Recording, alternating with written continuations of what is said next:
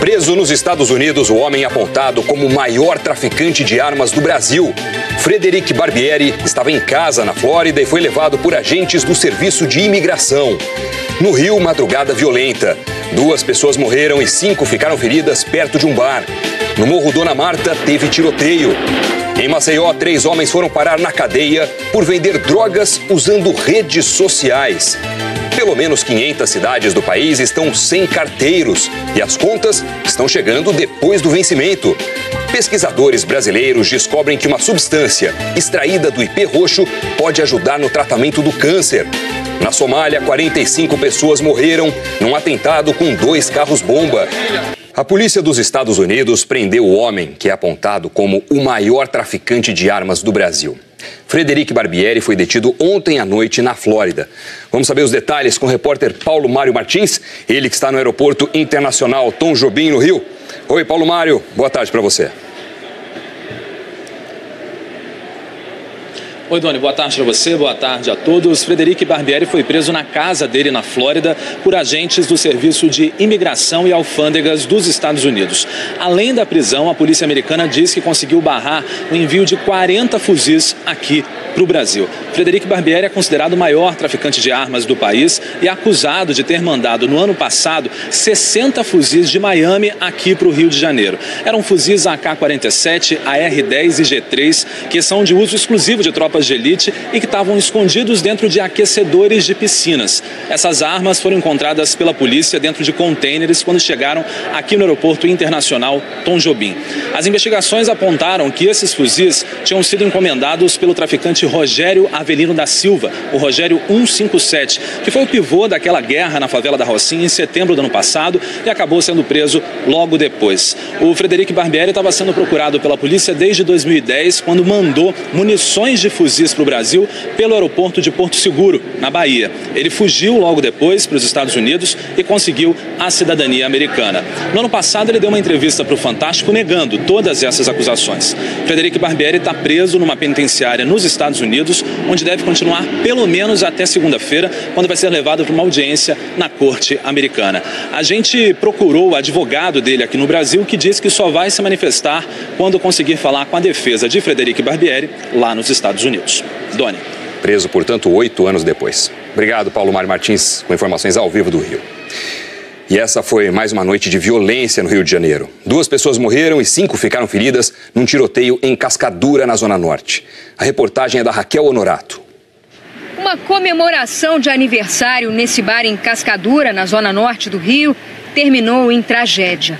Testemunhas contaram que ontem à noite, 2 homens que estavam aqui, logo ao lado do bar, fazendo um churrasco, de repente atiraram contra 2 seguranças de rua. Eles reagiram, houve troca de tiros, mas os seguranças acabaram baleados e morreram. Uma mulher estava sentada nessa cadeira e foi atingida nas costas. Esse senhor foi baleado na perna. Ele correu. Eu falei, se tinha uma coisa aqui, mexer aqui, fui baleado. Só que a bala saiu. Um mototaxista também ficou na linha de tiro e foi atingido na mão. Outras 2 pessoas também se feriram. Os homens que atiraram conseguiram fugir. Os donos do bar apareceram hoje cedo, mas não quiseram gravar entrevista. Foram só alguns minutos de portas abertas e logo depois eles decidiram fechar. Na Zona Sul, os policiais estão fazendo hoje uma operação no Morro Dona Marta, onde teve tiroteio de madrugada. O barulho assustou os moradores do morro, que fica em Botafogo. Segundo a unidade de polícia pacificadora da comunidade, por volta das 5 da manhã, os policiais foram recebidos a tiros durante um patrulhamento e revidaram. Os bandidos fugiram. Em São Paulo, um policial militar foi morto durante uma abordagem de rotina. O PM Joel Lourenço da Silva, de 35 anos, foi executado com um tiro na cabeça depois de correr atrás de um suspeito na zona leste da capital. O colega da vítima disse que Joel chegou a dominar o homem e pedir ajuda pelo rádio, mas quando ele chegou, viu o soldado caído. O suspeito fugiu levando a arma do policial. A Polícia Civil investiga o caso. Em Maceió, 3 pessoas foram presas acusadas de vender drogas pela internet. Os suspeitos mantinham contato com os compradores pelas redes sociais onde postavam as fotos das drogas. Segundo a polícia, as entregas eram realizadas em festas em Maceió. Foram apreendidos mais de 130 comprimidos de êxtase, além de maconha, haxixe, LSD, comprimidos de remédios com tarja preta, balança de precisão e uma motocicleta. Todo o material foi levado para o complexo de delegacias especializadas e os presos autuados em flagrante por tráfico de drogas. Muita gente está reclamando que não consegue mais pagar as contas em dia porque as correspondências chegam com atraso. É que em várias cidades do Brasil os carteiros são compartilhados. Você vai entender melhor na reportagem da Priscila Bittencourt. Há 4 meses, Diego faz todo dia a mesma pergunta. Chegou alguma encomenda dos Correios hoje? E nada do carteiro nem da encomenda feita em outubro do ano passado. Reclama, não resolve. Aí não tem como você, no caso, ir atrás de outra empresa que faça essa entrega e aí fica complicado, você fica sem saber o que fazer. Em Governador Valadares, Minas Gerais, o Regis está com as contas atrasadas. Eu entro em contato com a operadora de cartão, me informam apenas o código de barra, mas não me informam o valor.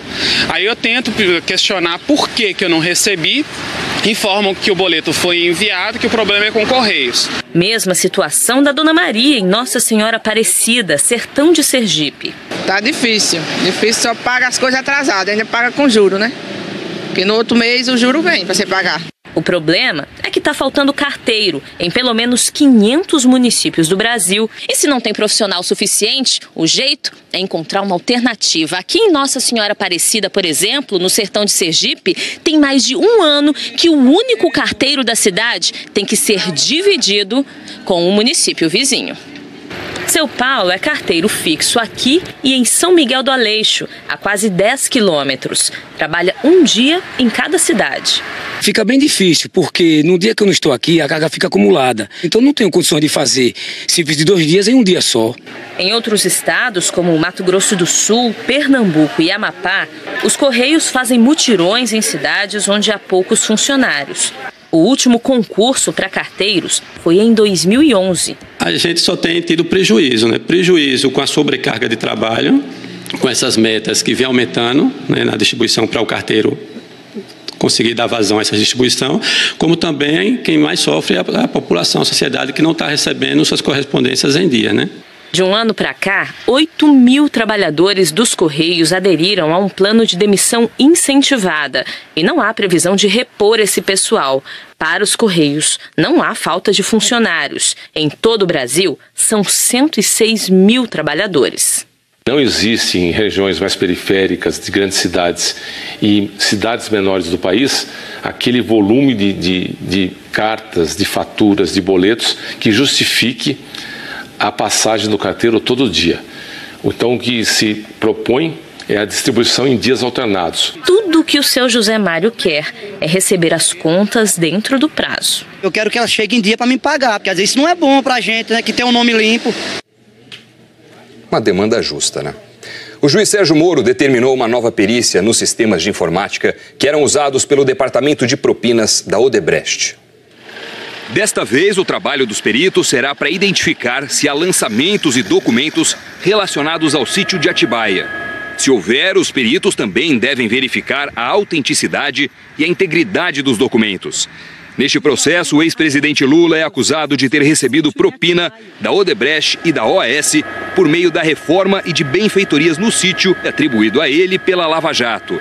As defesas e o Ministério Público têm 5 dias para apresentar suas perguntas. O laudo deve ser concluído em até 30 dias, contados a partir do recebimento dos quesitos pela Polícia Federal. A defesa do ex-presidente Lula diz que está cerceada por não ter o direito de conhecer todos os documentos que estão na posse da acusação.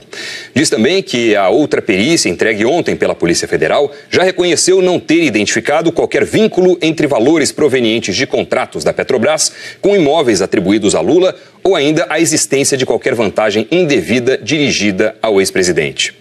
A OAS não vai se manifestar sobre o assunto e nós não conseguimos contato com a Odebrecht. Agora, notícias internacionais. 45 pessoas morreram na explosão de 2 carros-bomba na Somália. O atentado foi reivindicado pelo grupo Al-Shabaab. O primeiro carro explodiu perto dos portões do Palácio Presidencial. O segundo em frente a um hotel. De acordo com as autoridades, 5 terroristas envolvidos nos ataques morreram num tiroteio com as forças de segurança. O Al-Shabaab é um grupo ligado à rede Al-Qaeda que há mais de uma década luta para impor a sua própria interpretação da lei islâmica no país.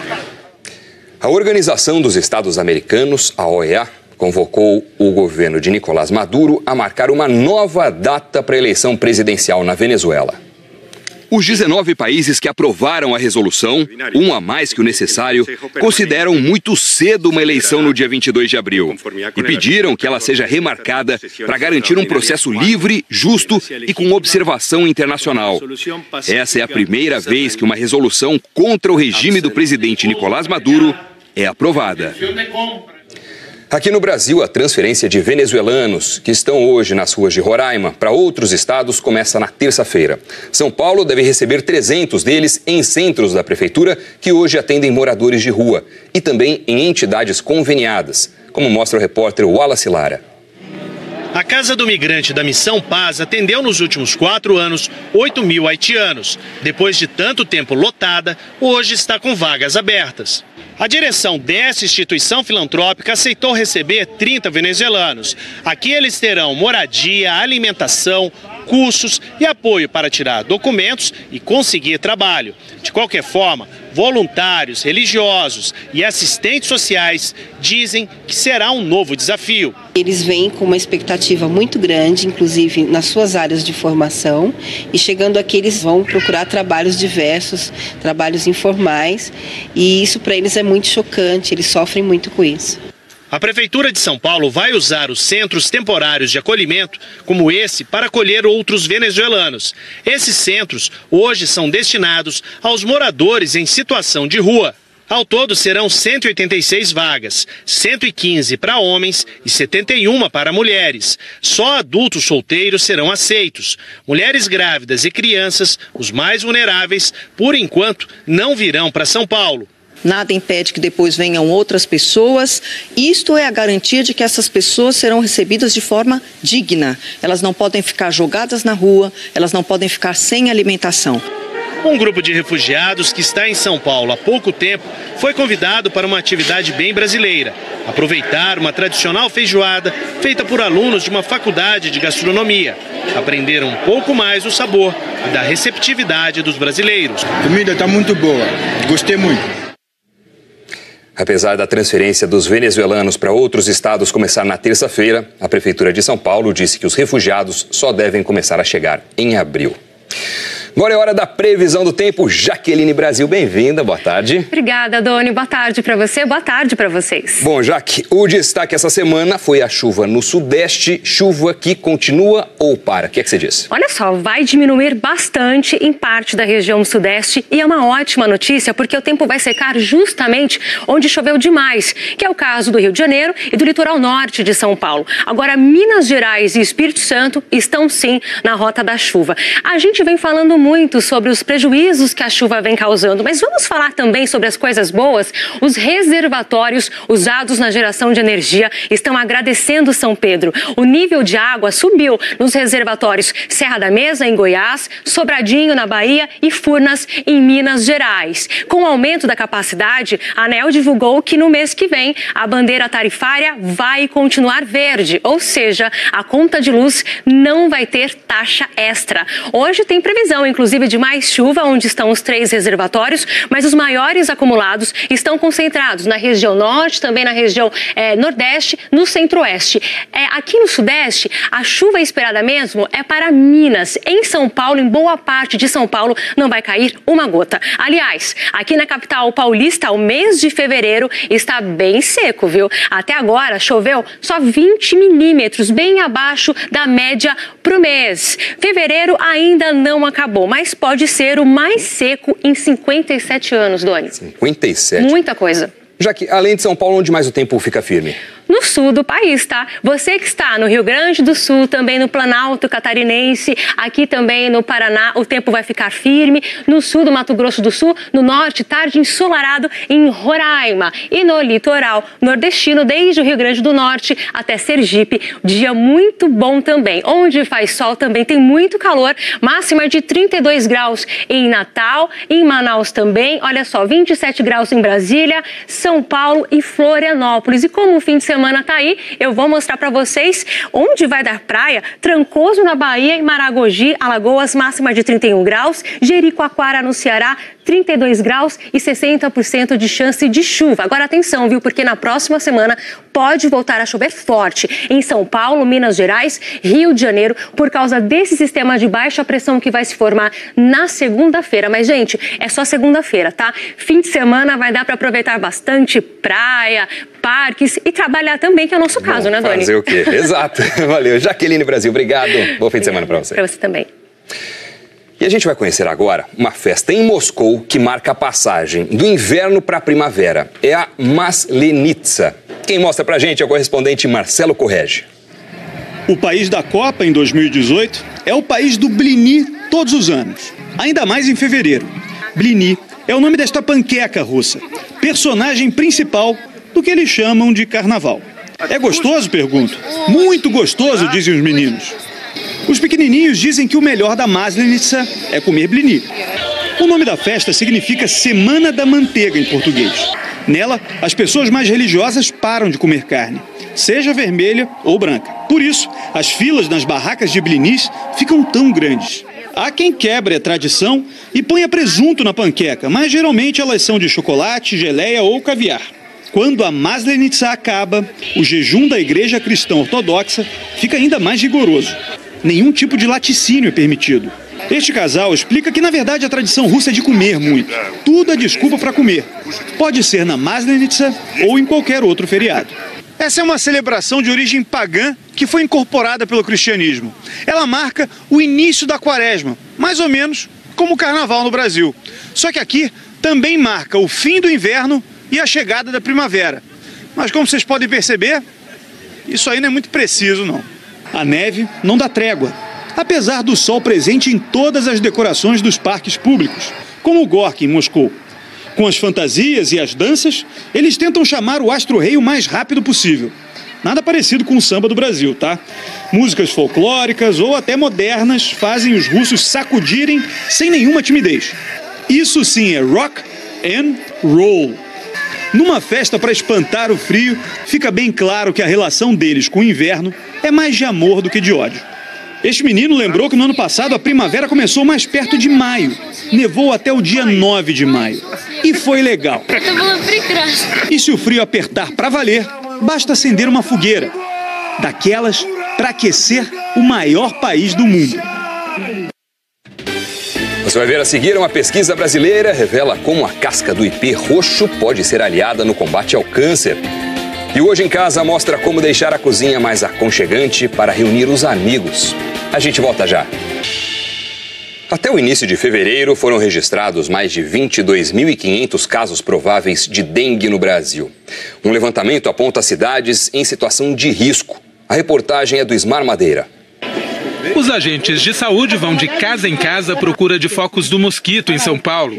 O último levantamento em 604 cidades do estado no fim do ano passado apontou 104 em situação de alerta ou de risco. Em Sergipe, dos 75 municípios, 50 estão em alerta ou em risco. E de 90 cidades do Rio de Janeiro, 58 estão em situação de médio ou alto risco. O levantamento de janeiro em Minas Gerais mostrou 505 cidades em alerta ou risco para o surto de doenças transmitidas pelo mosquito Aedes aegypti. Os agentes estão de olho em qualquer lugar onde possa haver água parada nas casas em Belo Horizonte. A Isabela estava preocupada com a piscina do vizinho. Sem conseguir entrar lá, os agentes jogaram daqui mesmo uma bolinha de papel molhada com larvicida. Uma das grandes dificuldades das equipes de combate à dengue é encontrar os potenciais focos do mosquito em áreas de difícil acesso ou onde os portões não são abertos para fiscalização. É aí que ele está entrando em ação, aqui na região metropolitana de Belo Horizonte. O drone ajuda a identificar onde tem água parada ou condições que favoreçam a reprodução do mosquito. São gravadas imagens e, quando o risco é identificado, o dono é notificado. Caso ele não tome uma providência para eliminar esse foco, nós fazemos o que chamamos de entrada forçada. O Aedes aegypti pode transmitir várias doenças, entre elas dengue, zika e chikungunya. O momento de combatê-los é o ano todo, mas nesse momento ele é vital para evitar uma epidemia nos próximos 2, 3 meses. Pesquisadores da Universidade Federal de São Carlos descobriram que uma substância presente na casca do ipê roxo pode ajudar no tratamento do câncer de mama. A reportagem é do Rafael Castro. Uma árvore típica da Mata Atlântica e famosa pela beleza da flor é a fonte da descoberta. Da casca do ipê roxo, os pesquisadores extraíram um pó amarelo que tem uma substância conhecida como lapachol. No laboratório, adicionaram um metal chamado rutênio e aí produziram este composto verde. Em parceria com os cientistas norte-americanos, testaram a mistura no combate às células cancerosas em tubos de ensaio e compararam os efeitos do novo composto e de uma quimioterapia convencional. Segundo os pesquisadores, foi necessária uma quantidade 100 vezes maior de quimioterápicos tradicionais para ter o mesmo resultado obtido pela nova substância. Isso, obviamente, mostra uma maior eficácia do nosso composto, 100 vezes melhor do que o composto que é aplicado hoje na quimioterapia. A substância foi testada em 3 tipos de câncer: próstata, pulmão e de mama. Nós obtivemos melhores resultados para o câncer de mama, onde foi observado que os compostos foram capazes de atuar mais nas células tumorais de mama, preservando as células normais. Os cientistas aqui da Universidade Federal de São Carlos chegaram à fórmula deste novo composto depois de 6 anos de estudo. Também foram feitos testes em camundongos. Segundo os pesquisadores, a substância extraída do ipê roxo provoca menos efeitos colaterais do que outros tipos de quimioterapia. Os camundongos reagiram muito bem, os camundongos tratados com nossos compostos, porque eles não perderam pelo, não ficaram estressados, não tiveram seus órgãos afetados. Parte da pesquisa foi publicada nestas 2 revistas científicas norte-americanas. Agora os pesquisadores esperam um novo financiamento para testar a substância em cães e depois em humanos. A esperança é que no futuro possa ser desenvolvidos novos quimioterápicos que sejam menos agressivos e o melhor que venha da natureza. O Instituto Nacional de Câncer considera bastante pertinentes e promissoras as pesquisas com a substância. E também que o composto produzido na Universidade Federal de São Carlos é um aliado no desenvolvimento de tratamentos mais eficazes. 21 funcionários do Comitê Internacional da Cruz Vermelha deixaram a agência ou foram demitidos depois de serem acusados de abusos e exploração sexual nos últimos 3 anos. O anúncio feito pelo diretor da organização. O Código de Conduta da Cruz Vermelha diz que nenhum funcionário pode pagar por sexo, mesmo onde a prostituição é legalizada. Notícia que vem 2 dias depois do Haiti ter suspendido as operações de uma outra ONG, uma britânica, a Oxfam, também por denúncias de exploração sexual, de um escândalo enorme nessa linha por parte dos funcionários da ONG. A polícia francesa encontrou uma tela do pintor Degas dentro de um ônibus numa rodovia a 30 quilômetros de Paris. A obra é avaliada em $1 milhão. A pintura de 1877 representa uma fila de homens cantando na ópera de Dom Juan. A obra foi achada no compartimento de bagagens do ônibus durante uma inspeção de rotina da polícia. A tela tinha sido roubada há 9 anos de um museu em Marsella. Essa obra tem um pequeno porte, então é facilmente dissimulável. Representa uma cena da ópera de Mozart e estava na lista da Interpol das obras mais procuradas do mundo. O Jornal Hoje termina aqui. Para rever as reportagens exibidas, basta ir ao Globoplay. Você acompanha outras notícias no Jornal Nacional. Muito obrigado pela companhia. Para você, uma boa tarde e um ótimo fim de semana. Indicadora da comunidade, por volta das 5 da manhã, os policiais foram recebidos a tiros durante um patrulhamento e revidaram. Os bandidos fugiram. Em São Paulo, um policial militar foi morto durante uma abordagem de rotina. O PM Joel Lourenço da Silva, de 35 anos, foi executado com um tiro na cabeça depois de correr atrás de um suspeito na zona leste da capital. O colega da vítima disse que Joel chegou a dominar o homem e pedir ajuda pelo rádio, mas quando ele chegou, viu o soldado caído. O suspeito fugiu levando a arma do policial. A Polícia Civil investiga o caso. Em Maceió, 3 pessoas foram presas, acusadas de vender drogas pela internet. Os suspeitos mantinham contato com os compradores pelas redes sociais, onde postavam as fotos das drogas. Segundo a polícia, as entregas eram realizadas em festas em Maceió. Foram apreendidos mais de 130 comprimidos de êxtase, além de maconha, haxixe, LSD, comprimidos de remédios com tarja preta, balança de precisão e uma motocicleta. Todo o material foi levado para o complexo de delegacias especializadas e os presos autuados em flagrante por tráfico de drogas. Muita gente está reclamando que não consegue mais pagar as contas em dia porque as correspondências chegam com atraso. É que em várias cidades do Brasil os carteiros são compartilhados. Você vai entender melhor na reportagem da Priscila Bittencourt. Há 4 meses, Diego faz todo dia a mesma pergunta. Chegou alguma encomenda dos Correios hoje? E nada do carteiro nem da encomenda feita em outubro do ano passado. Reclama, não resolve. Aí não tem como você, no caso, ir atrás de outra empresa que faça essa entrega e aí fica complicado, você fica sem saber o que fazer. Em Governador Valadares, Minas Gerais, o Regis está com as contas atrasadas. Eu entro em contato com a operadora de cartão, me informam apenas o código de barra, mas não me informam o valor. Aí eu tento questionar por que eu não recebi, informam que o boleto foi enviado, que o problema é com Correios. Mesma situação da Dona Maria, em Nossa Senhora Aparecida, sertão de Sergipe. Tá difícil, só paga as coisas atrasadas, ainda paga com juro, né? Porque no outro mês o juro vem para você pagar. O problema é que está faltando carteiro em pelo menos 500 municípios do Brasil. E se não tem profissional suficiente, o jeito é encontrar uma alternativa. Aqui em Nossa Senhora Aparecida, por exemplo, no sertão de Sergipe, tem mais de 1 ano que o único carteiro da cidade tem que ser dividido com o município vizinho. Seu Paulo é carteiro fixo aqui e em São Miguel do Aleixo, a quase 10 quilômetros. Trabalha um dia em cada cidade. Fica bem difícil, porque no dia que eu não estou aqui, a carga fica... 27 graus em Brasília, São Paulo e Florianópolis. E como o fim de semana tá aí, eu vou mostrar para vocês onde vai dar praia. Trancoso na Bahia e Maragogi, Alagoas, máxima de 31 graus. Jericoacoara no Ceará, 32 graus e 60% de chance de chuva. Agora atenção, viu? Porque na próxima semana pode voltar a chover forte em São Paulo, Minas Gerais, Rio de Janeiro, por causa desse sistema de baixa pressão que vai se formar na segunda-feira. Mas, gente, é só segunda-feira, tá? Fim de semana vai dar para aproveitar bastante praia, parques e trabalhar também, que é o nosso caso, né, Doni? Fazer o quê? Exato. Valeu. Jaqueline Brasil, obrigado. Bom fim de semana para você. Para você também.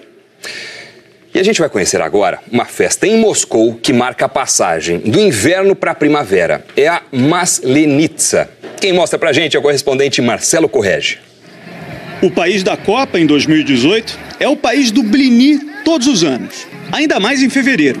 Blini é o nome desta panqueca russa, personagem principal do que eles chamam de carnaval. É gostoso? Pergunto. Muito gostoso, dizem os meninos.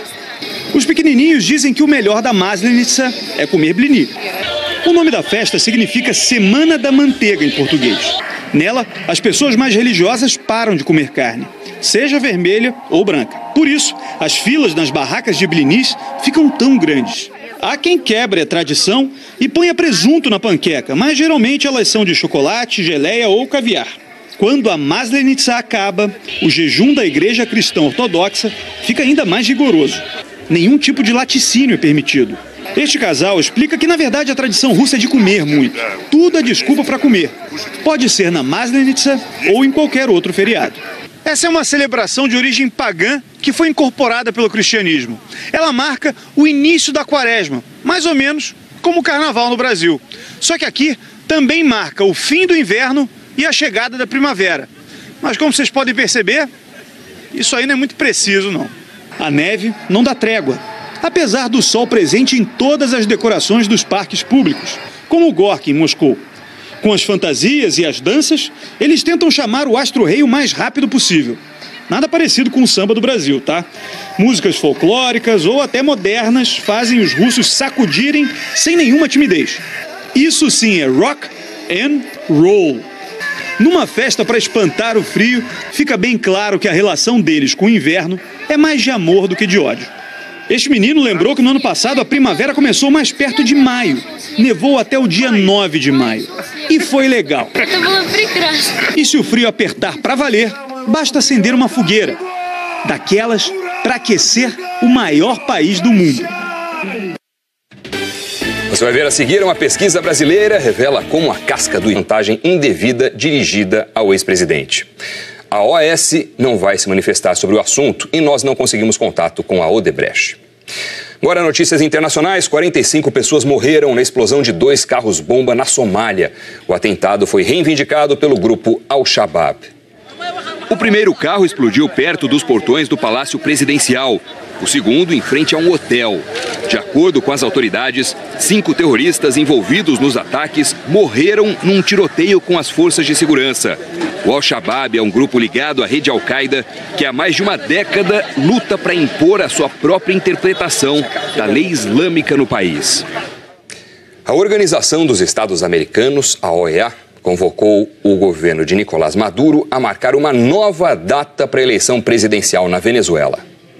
Os 19 países que aprovaram a resolução, um a mais que o necessário, consideram muito cedo uma eleição no dia 22 de abril e pediram que ela seja remarcada para garantir um processo livre, justo e com observação internacional. Essa é a primeira vez que uma resolução contra o regime do presidente Nicolás Maduro é aprovada. Aqui no Brasil, a transferência de venezuelanos que estão hoje nas ruas de Roraima para outros estados começa na terça-feira.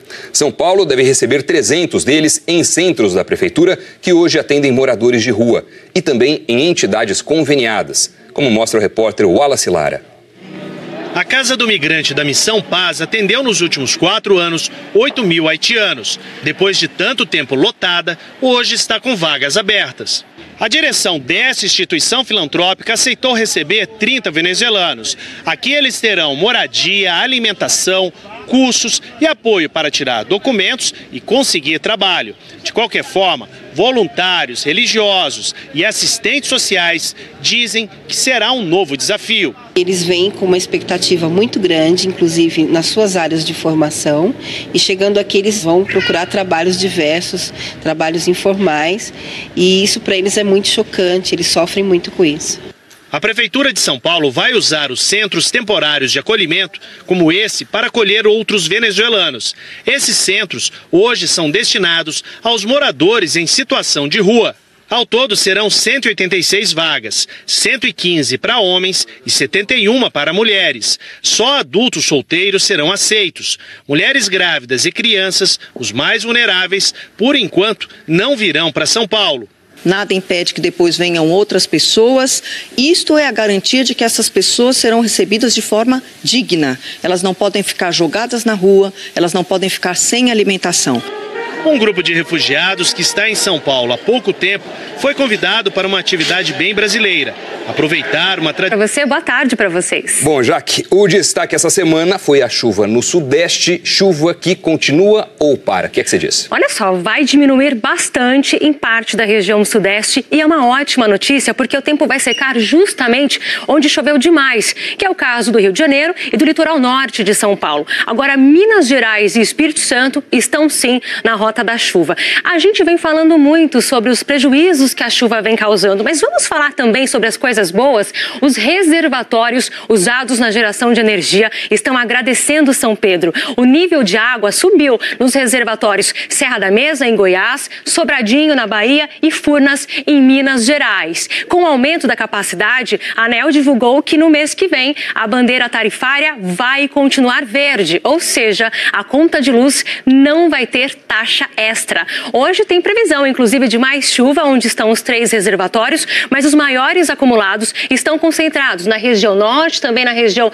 nordeste, no centro-oeste. Aqui no sudeste, a chuva esperada mesmo é para Minas. Em São Paulo, em boa parte de São Paulo, não vai cair uma gota. Aliás, aqui na capital paulista, o mês de fevereiro está bem seco, viu? Até agora choveu só 20 milímetros, bem abaixo da média para o mês. Fevereiro ainda não acabou, mas pode ser o mais seco em 57 anos, Doni. 57? Muita coisa. Já que, além de São Paulo, onde mais o tempo fica firme? No sul do país, tá? Você que está no Rio Grande do Sul, também no Planalto Catarinense, aqui também no Paraná, o tempo vai ficar firme. No sul do Mato Grosso do Sul, no norte, tarde ensolarado em Roraima. E no litoral nordestino, desde o Rio Grande do Norte até Sergipe, dia muito bom também. Onde faz sol também tem muito calor, máxima de 32 graus em Natal, em Manaus também. Olha só, 27 graus em Brasília, São Paulo e Florianópolis. E como o fim de semana tá aí, eu vou mostrar para vocês onde vai dar praia. Trancoso na Bahia e Maragogi, Alagoas, máxima de 31 graus. Jericoacoara no Ceará, 32 graus e 60% de chance de chuva. Agora atenção, viu? Porque na próxima semana pode voltar a chover forte em São Paulo, Minas Gerais, Rio de Janeiro, por causa desse sistema de baixa pressão que vai se formar na segunda-feira. Mas, gente, é só segunda-feira, tá? Fim de semana vai dar para aproveitar bastante praia, parques e trabalhar também, que é o nosso caso, né, Doni? Fazer o quê? Exato. Valeu. Jaqueline Brasil, obrigado. Bom fim de semana para você. Para você também. E a gente vai conhecer agora uma festa em Moscou que marca a passagem do inverno para a primavera. É a Maslenitsa. Quem mostra pra gente é o correspondente Marcelo Correge.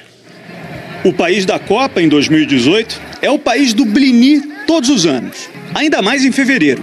Blini é o nome desta panqueca russa, personagem principal. Sudeste, e é uma ótima notícia porque o tempo vai secar justamente onde choveu demais, que é o caso do Rio de Janeiro e do litoral norte de São Paulo. Agora, Minas Gerais e Espírito Santo estão sim na rota da chuva. A gente vem falando muito sobre os prejuízos que a chuva vem causando, mas vamos falar também sobre as coisas boas. Os reservatórios usados na geração de energia estão agradecendo São Pedro. O nível de água subiu nos reservatórios Serra da Mesa, em Goiás, Sobradinho, na Bahia e Furnas, em Minas Gerais. Com o aumento da capacidade, a ANEEL divulgou que no mês que vem a bandeira tarifária vai continuar verde, ou seja, a conta de luz não vai ter taxa extra. Hoje tem previsão, inclusive, de mais chuva, onde estão os 3 reservatórios, mas os maiores acumulados estão concentrados na região norte, também na região nordeste, no centro-oeste. Aqui no sudeste, a chuva esperada mesmo é para Minas. Em São Paulo, em boa parte de São Paulo, não vai cair uma gota. Aliás, aqui na capital paulista, o mês de fevereiro está bem seco, viu? Até agora, choveu só 20 milímetros, bem abaixo da média pro mês. Fevereiro ainda não acabou, mas pode ser o mais seco em 57 anos, Doni. 57? Muita coisa. Já que, além de São Paulo, onde mais o tempo fica firme?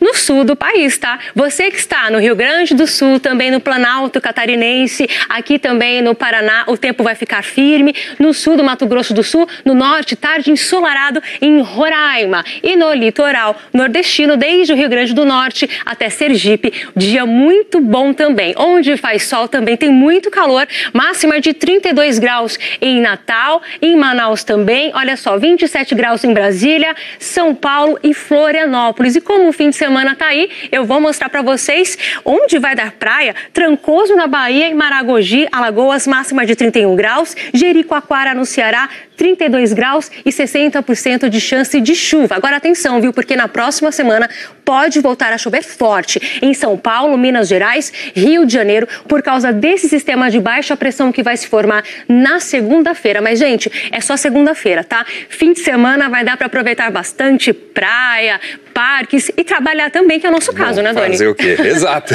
Valeu. Jaqueline Brasil, obrigado. Bom fim de semana para você. Para você também.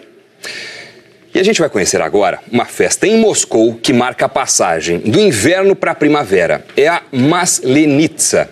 Quem mostra pra gente é o correspondente Marcelo Correge. O país da Copa em 2018 é o país do blini todos os anos, ainda mais em fevereiro. Blini é o nome desta panqueca russa, personagem principal do que eles chamam de carnaval. É gostoso? Pergunto. Muito gostoso, dizem os meninos. Os pequenininhos dizem que o melhor da Maslenitsa é comer blini. Quando conseguir falar com a defesa de Frederic Barbieri lá nos Estados Unidos. Doni.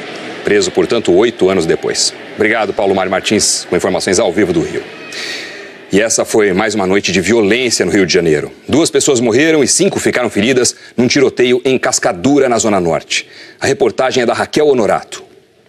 Uma Uma comemoração de aniversário nesse bar em Cascadura, na zona norte do Rio, terminou em tragédia. Testemunhas contaram que ontem à noite, 2 homens que estavam aqui, logo ao lado do bar, fazendo um churrasco, de repente atiraram contra 2 seguranças de rua. Eles reagiram, houve troca de tiros, mas os seguranças acabaram baleados e morreram. Uma mulher estava sentada nessa cadeira e foi atingida nas costas. Esse senhor foi baleado na perna. Ele correu. Eu falei, se tinha uma coisa aqui, mexer aqui, fui baleado. Só que a bala saiu. Um mototaxista também ficou na linha de tiro e foi atingido na mão. Outras 2 pessoas também se feriram. Os homens que atiraram conseguiram fugir. Os donos do bar apareceram hoje cedo, mas não quiseram gravar entrevista. Foram só alguns minutos de portas abertas e logo depois eles decidiram fechar. Na Zona Sul, os policiais estão fazendo hoje uma operação no Morro Dona Marta, onde teve tiroteio de madrugada. O barulho assustou os moradores do morro, que fica em Botafogo. Segundo a unidade de polícia pacificadora da comunidade, por volta das 5 da manhã, os policiais foram recebidos a tiros durante um patrulhamento e revidaram. Os bandidos fugiram. Em São Paulo, um policial militar foi morto durante uma abordagem de rotina. O PM Joel Lourenço da Silva, de 35 anos, foi executado com um tiro na cabeça depois de correr atrás de um suspeito na zona leste da capital. O colega da vítima disse que Joel chegou a dominar o homem e pedir ajuda pelo rádio, mas quando ele chegou, viu o soldado caído. O suspeito fugiu levando a arma do policial. A Polícia Civil investiga o caso. Em Maceió, 3 pessoas foram presas, acusadas de vender drogas pela internet. Os suspeitos mantinham contato com os compradores pelas redes sociais, onde postavam as fotos das drogas. Segundo a polícia, as entregas eram realizadas em festas em Maceió. Foram apreendidos mais de 130 comprimidos de êxtase, além de maconha, haxixe, LSD, comprimidos de remédios com tarja preta, balança de precisão e uma motocicleta. Todo o material foi levado para o complexo de delegacias especializadas e os presos autuados em flagrante por tráfico de drogas. Muita gente está reclamando que não consegue mais pagar as contas em dia porque as correspondências